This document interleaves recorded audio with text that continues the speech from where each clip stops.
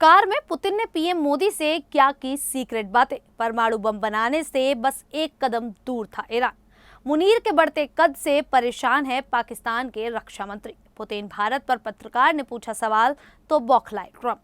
बेटे को नहीं, बेटी को उत्तराधिकारी क्यों बना रहे किम।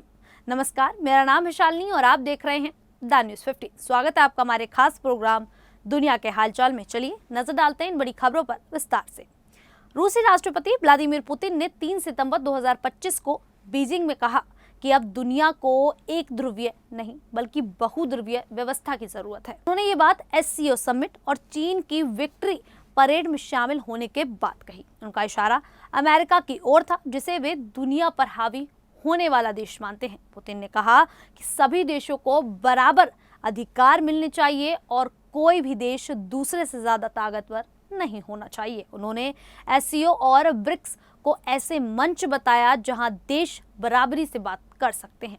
इस दौरान उनकी मुलाकात चीनी राष्ट्रपति शी जिनपिंग और प्रधानमंत्री नरेंद्र मोदी से भी हुई।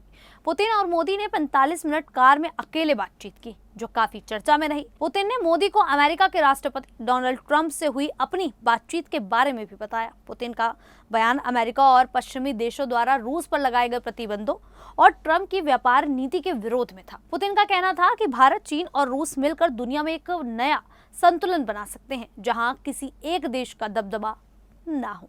तो वहीं संयुक्त राष्ट्र की परमाणु निगरानी संस्था ने एक चौंकाने वाला दावा किया है कि ईरान परमाणु बम बनाने से बस एक कदम दूर था।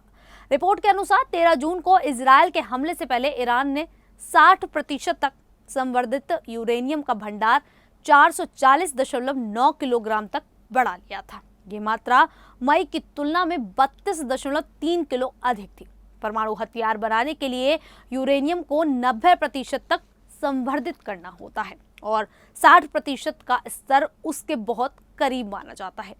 IAEA का कहना है कि सिर्फ 42 किलो यूरेनियम अगर 90% तक संवर्धित हो जाए तो एक परमाणु बम बनाया जा सकता है। रिपोर्ट ये भी बताती है कि जून में इजरायल और अमेरिका के हमलों के बाद ईरान की परमाणु साइट्स पर जांच नहीं हो पाई है। सिर्फ बुशहर प्लांट की जांच हो सकी, जो रूस की मदद से चलता है। IAEA प्रमुख ने कहा कि जांच बहाल करना जरूरी है, लेकिन ईरान सहयोग नहीं कर रहा है, जो गंभीर चिंता का विषय है। पिछले 2 महीनों से ईरान के खतरनाक स्टॉक की कोई स्वतंत्र जांच नहीं हुई है। तो वहीं पाकिस्तान के रक्षा मंत्री ख्वाजा आसिफ इन दिनों अपने बयानों को लेकर चर्चा में हैं। बताया जा रहा है कि वे सेना प्रमुख जनरल आसिफ मुनीर के बढ़ते प्रभाव से परेशान हैं। हाल ही में ख्वाजा आसिफ ने सरकार, नेताओं और अफसरों पर 3 विवादित बयान दिए, जिससे पाकिस्तान की राजनीति में हलचल मच गई। रेल मंत्री हनीफ अब्बासी ने संसद में ही उनसे इस्तीफा मांग लिया। उनका कहना था कि अगर आसिफ को सरकार से इतनी शिकायत है तो उन्हें उनके पद से हट जाना चाहिए। ख्वाजा आसिफ पाकिस्तान मुस्लिम लीग के सीनियर नेता हैं और लंबे समय से राजनीति में हैं, लेकिन अब उन्हें नजरअंदाज किया जा रहा है। विदेश दौरे पर अब प्रधानमंत्री के साथ सेना प्रमुख जा रहे हैं, न कि रक्षा मंत्री। ख्वाजा ने बाढ़ के लिए भारत को दोष देने वालों की आलोचना की और कहा कि असली जिम्मेदार पाकिस्तान भ्रष्ट सिस्टम है। उन्होंने अफसरों पर भी आरोप लगाया कि वे पैसे लूटकर विदेशों में घर बना रहे हैं। उनके इस बयान पर जांच भी शुरू हो गई है। एक इंटरव्यू में उन्होंने बाढ़ को अल्लाह का इनाम बताया और लोगों से कहा कि पानी को बाल्टी में भरकर स्टोर कर ले। तो वही अमेरिकी राष्ट्रपति डोनाल्ड ट्रंप ने हाल ही में एक प्रेस कॉन्फ्रेंस में भारत और रूस को लेकर सख्त रुख अपनाया। ये घटना तब हुई जब एक पॉलिश पत्रकार ने ट्रंप से पूछा कि उन्होंने पुतिन के खिलाफ कोई ठोस कदम क्यों नहीं उठाया।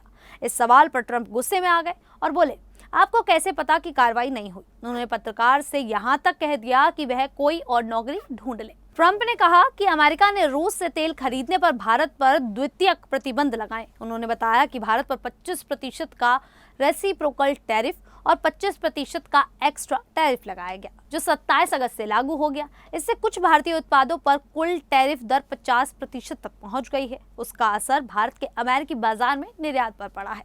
ट्रंप ने कहा कि यह कदम रूस पर आर्थिक दबाव डालने की रणनीति का हिस्सा है। उनका मानना है कि रूस के सहयोगियों पर दबाव डालना जरूरी है। ट्रंप ने यह भी कहा कि रूस से व्यापार करने वाले अन्य देशों पर भी आगे और सख्त कदम उठाए जा सकते हैं।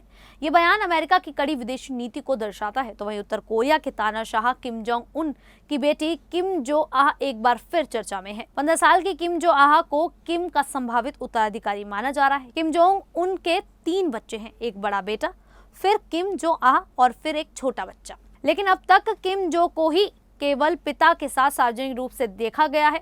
किम जो आह को घुड़सवारी, तैराकी और स्कीइंग का शौक है। कहा जाता है कि उनके पिता खुद उनकी घुड़सवारी के फैन हैं।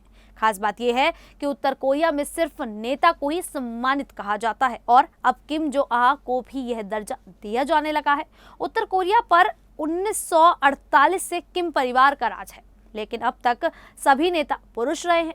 किम पर पितृसत्ता को बढ़ावा देने का आरोप लगता रहा है। इसे संतुलित करने के लिए किम ने पहले अपनी बहन किम यो जोंग को राजनीति में लाया, लेकिन उन्हें कोई बड़ा सरकारी पद नहीं मिला। अब किम अपनी बेटी को धीरे धीरे सामने ला रहे हैं। जानकारों का मानना है कि किम अपने बेटे की बजाय बेटी को आगे कर नई छवि बनाना चाहते हैं और सत्ता की तैयारी फूंक फूंक कर रहे हैं।